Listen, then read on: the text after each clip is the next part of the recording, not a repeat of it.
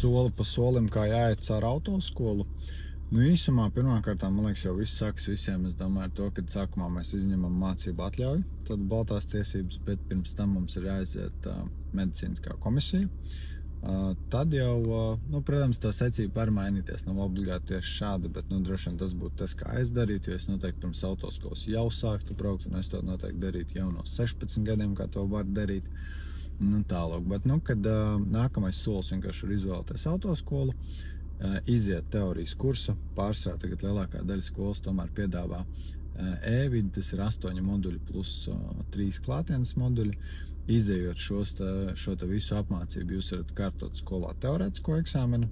Paralēli tam sanāk, jūs jau varat uzsākt braukšanas. Un ar braukšanām obligātais nodarbības skaits ir, kā es saku, 10 lielās, tās ir 20 akadēmiskās stundas. Ja tiešām par šīm braukšanām var sagatavoties skolas braukšanas eksāmenam, tad pēc tam ir jānokārto skolas braukšanas eksāmens. Paralēli ir jāaiziet pirmās palīdzības kurs, ja tas nav izdarīts, jo parasti skolas un CSDD teorētiskos eksāmenes bez viņa kārtot nevar.